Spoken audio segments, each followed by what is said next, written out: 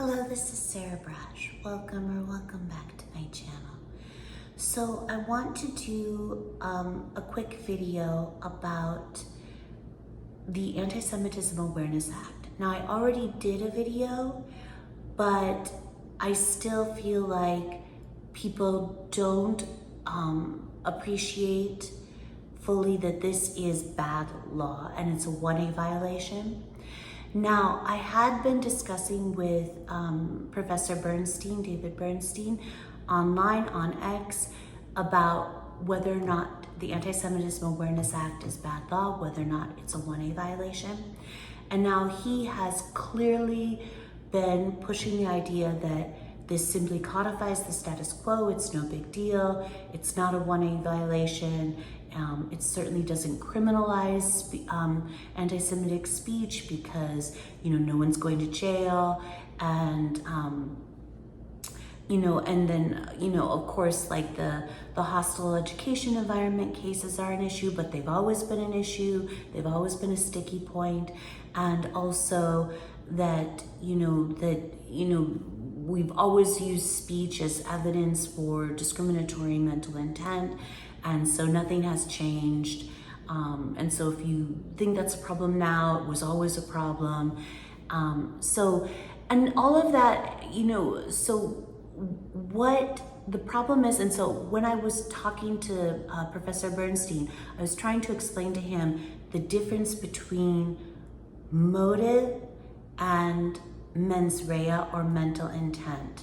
And then, of course, he would say, why are you talking about mens rea? This isn't criminal law, this is the civil law context. And of course, that is correct, but there still is an important distinction to be made between motive and discriminatory mental intent. And this distinction is most clear in the criminal law context, and I specifically referenced the Karen Acts, which are a particularly brazen new form of unconstitutional hate crime legislation, where they're not even pretending anymore to be abiding by the First Amendment of the US Constitution, because they are just straight up criminalizing motive. Now, in the criminal law context, you have two elements of the crime. You have the mental intent, or the mens rea, and you have the actus reus, or the actual act. And so for mental intent or mens rea, this is not motive. This is different from motive, and mental intent or mens rea in the criminal law context just means that you did the act, you perpetrated the crime intentionally. It's not about the motive, it's not about the why you did it, it's not about you did it because you hate Jews and this person that you perpetrated a crime against happened to be a Jewish person.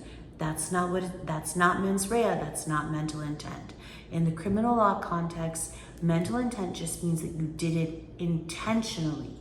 You weren't sleepwalking, you didn't do it under duress, someone wasn't pointing a gun to your head, forcing you, compelling you to do it. You did it intentionally of your own cognizance, and you can do this purposely, knowingly, recklessly, or negligently. Okay, that's why it's important to address the criminal law context.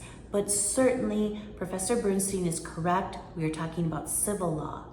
And certainly, the kicker who gave the commencement speech, who said that, the Anti-Semitism Awareness Act is going to put people in jail for saying that Jews killed Jesus or something like that. Obviously, that's preposterous. That's not what's happening here. But I will say that, one, the First Amendment doesn't say that Congress shall make no criminal law. It says that Congress shall make no law abridging the freedom of speech. The other thing I want to say is that, in point of fact, the boundary between civil and criminal law gets pretty fuzzy once we're talking about significant punitive damages. And there can be significant punitive damages in the civil law context. So aside from that, the reason why I'm speaking about that is that, so Professor David Bernstein, he has now adjusted the way he describes the Anti-Semitism Awareness Act, and he acknowledges that it explicitly says that it's going to use the IHRA, the International Holocaust Remembrance Alliance definition of anti-Semitism, as evidence for motive. Motive. And I was the one who told him and said, the Anti-Semitism Awareness Act does not say that we're using the IHRA definition of anti-Semitism as evidence for discriminatory mental intent. It says we're using it as evidence for motive. This is really important. This is really important. And Professor Bernstein is now acknowledging that, and he is saying that. But that is bad. That is what is bad about the Anti-Semitism Awareness Act. Because if you are abridging motive, you are abridging speech, okay? Until we're all required to have, the neural links from Elon Musk implanted into our brains. If you're abridging motive, you're abridging speech, because we can't read people's thoughts. So we have, the only evidence we have for their motivation to perpetrate a Title VI violation or to perpetrate a crime is their speech. Okay, so if you're abridging motive, you're abridging speech. Now, the Anti-Semitism Awareness Act says that it is not altering the Title VI analysis, but it is, because it's saying it's making motive an element of the Title VI federal civil rights violation, just like the Karen Acts make motive an element of the crime, okay? So that's, and the Anti-Semitism Awareness Act says we're not altering the Title VI analysis, but you are altering the Title VI analysis. I can say that I'm not breathing right now, but clearly I am breathing right now. Otherwise I wouldn't be alive, right? And speaking to you. So this is the problem. This is the problem. And I'm having trouble getting that point across to Professor Bernstein, to everyone.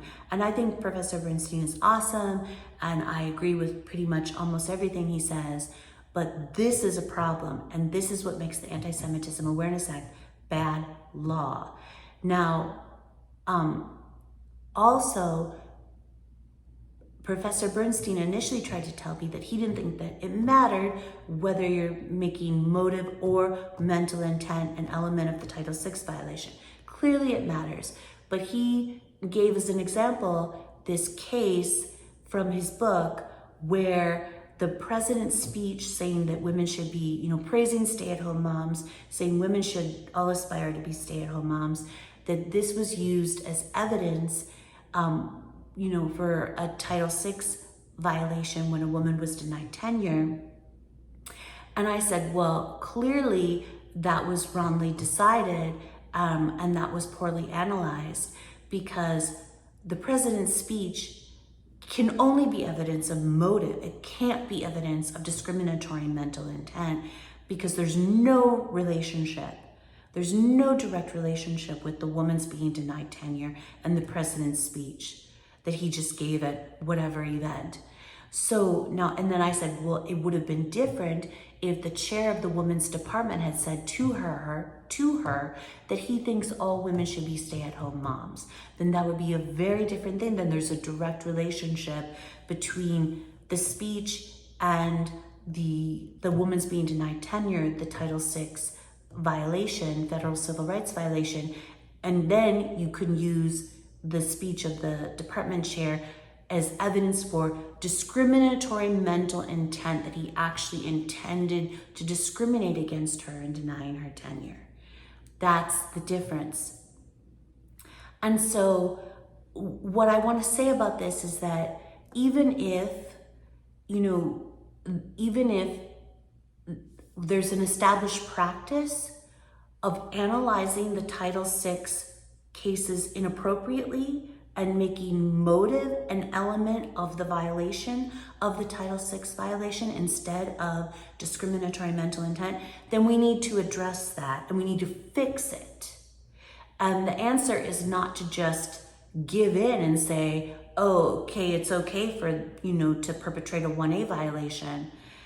That's not the answer. So the Title VI analysis is supposed to be, yes, you can use speech as evidence for discriminatory mental intent, that the Title VI violation was perpetrated intentionally, and that can be problematic, and I acknowledge that, but at least it wasn't supposed to be motive.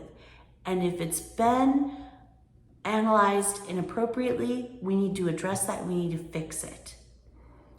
And we need to change the case law. But the solution is not to just throw our hands up in the air and have this Anti-Semitism Awareness Act that just explicitly says we're making motive an element of the Title VI violation. That is not the answer. Because abridging motive is abridging speech. Now, even more so than that is the incorporation of the IHRA, the International Holocaust Remembrance Alliance definition of anti-Semitism.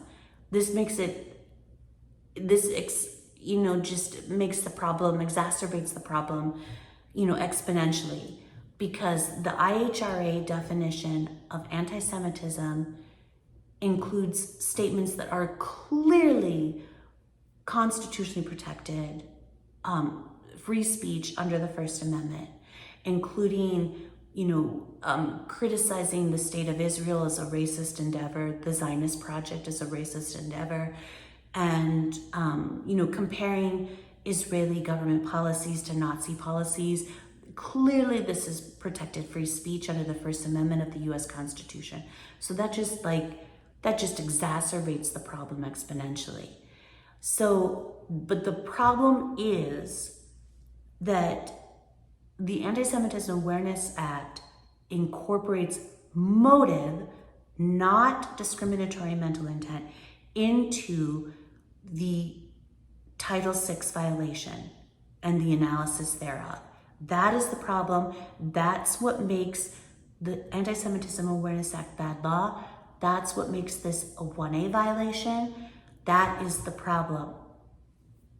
And I just hope so much that I can get this point across to everyone before the bill passes the Senate and before it's signed into law, because it's bad law and it's a 1A violation. And I'll stop there because I don't want this video to get too long, but if I still can't get my point across, I may have to make some more videos, okay? Okay, I love you all so much, and I will have all of my fundraising links below, and have a great night. I'll talk to you soon.